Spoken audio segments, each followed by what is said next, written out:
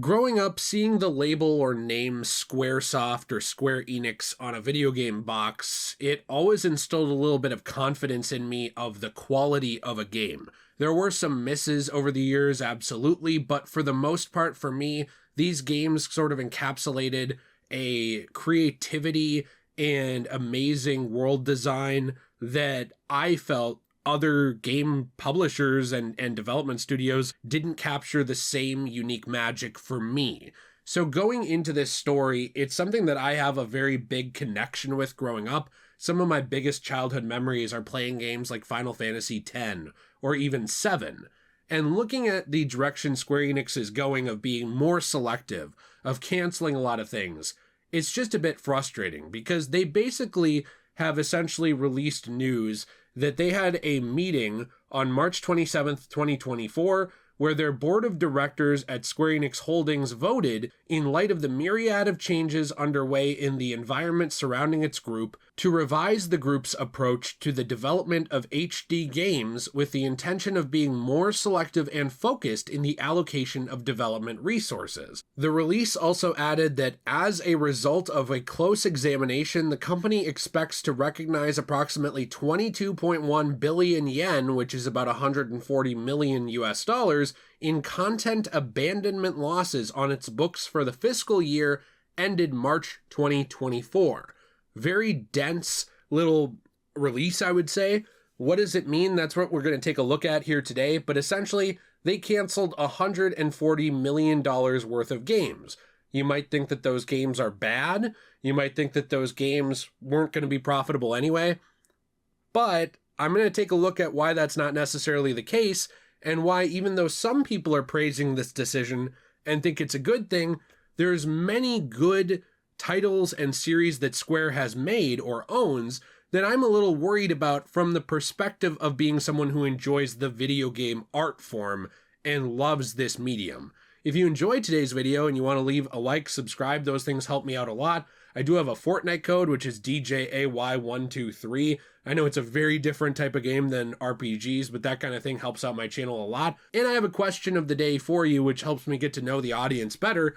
What is your favorite Square Enix game or even series? And if you have a favorite series like Final Fantasy, what's your favorite and why? I've always wanted to know. There's a lot of these games I haven't been able to get to yet, so it really helps me know what I should go check out and some things that might resonate with me like they did with you. If this news sounds familiar to you, first off, it happened a week ago, and in internet time, that's a decade. But secondly, this is something that Square Enix has done before, with the same exact justification of focusing in more on few things, quality over quantity, all of these things, and essentially just getting money to work on the things that they wanted to work on instead of owning all these properties, because they actually sold IDOS and they sold Crystal Dynamics and they sold multiple franchises for basically just $300 million back in about 2022, I believe. Franchises like Tomb Raider, they sold off franchises like Hitman, franchises like Legacy of Kain. I know that one's not as big anymore, but it certainly used to be. They sold a lot of these things to Embracer Group.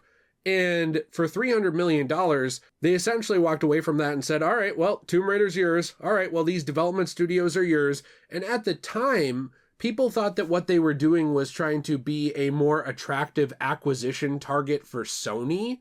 Basically, that they were trying to sell off certain things so that they could keep something like Final Fantasy under their belt.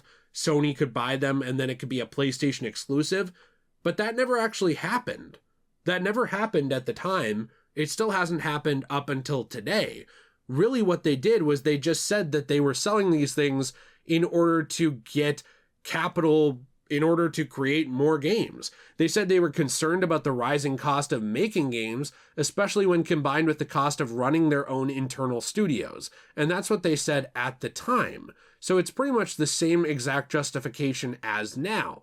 And something that you might have noticed with Square Enix is that over the years, they've already produced less and less variety of a lot of their different franchises. It's just a very quick Wikipedia article away to see that there's a lot of things that they just don't touch very often anymore. For example, Bravely Default was sort of a hit series all the way back on the 3DS. It got a couple of games. It did get a Bravely Default 2 in 2021, but reportedly a lot of these game follow-ups didn't do the absolute best. They didn't actually sell as much as Square Enix wanted them to when they were releasing them.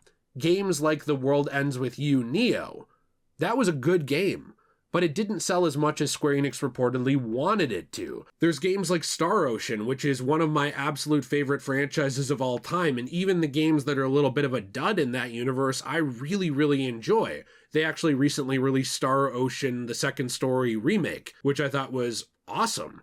But Star Ocean has had an issue with gaining an international audience forever, and it's honestly just felt like a treat, or like they've thrown a bone to the fans every time they've made one, going back 2 decades. So when they're making this call again, I'm looking at this and I'm saying, okay, well, when you have games like Star Ocean, when you have games like The World Ends With You, why would you make these anymore? Why would you bother? It wasn't even worth it to you to keep studios like the studio that was making Tomb Raider. It wasn't even worth it to keep the rights to Tomb Raider for your company. That wasn't even worth it to you. Hitman, obviously Hitman has been a big hit in recent years. It wasn't even worth it to them to keep that around. So what's going to happen to some of these smaller games? Now, I think things like Kingdom Hearts, Nier, Final Fantasy, they're going to be perfectly fine. And even if there's not as many experimental games in one of these franchises, like say you're probably not going to get another huge Chocobo Racing Final Fantasy spin-off, fine. The franchise will still be around, it'll still be kicking, and it will be doing well.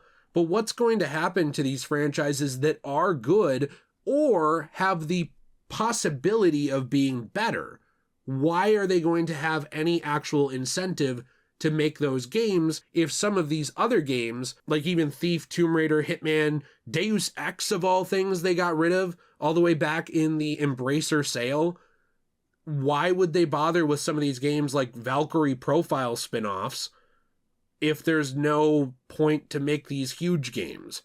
And even with Final Fantasy VII Rebirth, a game that I think is amazing, I made a Is It Worth Buying, and my overwhelming consensus, spoiler alert, was absolutely. It's a fantastic game. There was even talks around that of it not doing as well as the first game, which, is to be expected. But I remember Square Enix has always had this weird target. They've always aimed higher than they should for sales and been really upset when they didn't hit an absurd number. Even going back to the first Tomb Raider reboot game, when it didn't hit just this insane number, they were like, what the hell is this? What's going on? It's frustrating to me to watch this because there's already a lot of games that have fallen by the wayside even before this that they never did anything more with. Chrono Trigger and Chrono Cross were considered some of the best RPGs ever made, if not just the best by Square Enix, just the best out there, and they weren't touched really since 1999. They just kind of stopped and didn't want to make any more of them, and they just left it alone.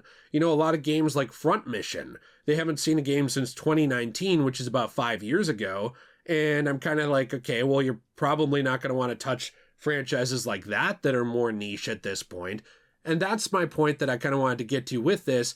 Even things like Parasite Eve, which I thought started out really good and slowly went downhill and then never recovered, those games already were dead.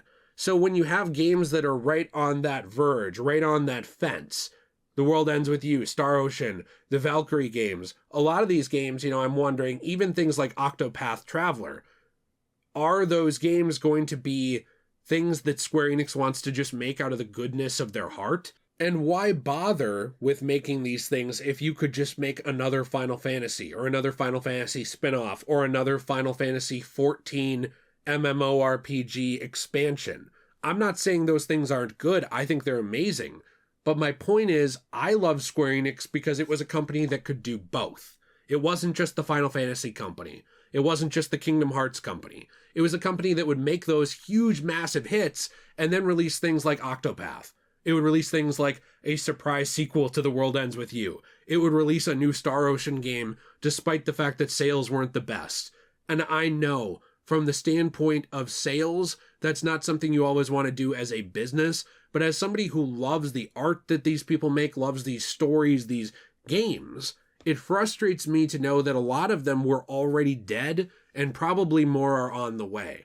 Now, unless there are major leaks, we probably won't know what was actually canceled, but either way, it's not a good sign for certain franchises that either are good or could be better, especially if they would throw some marketing behind them, like Star Ocean, which never gets any marketing at all, it feels like.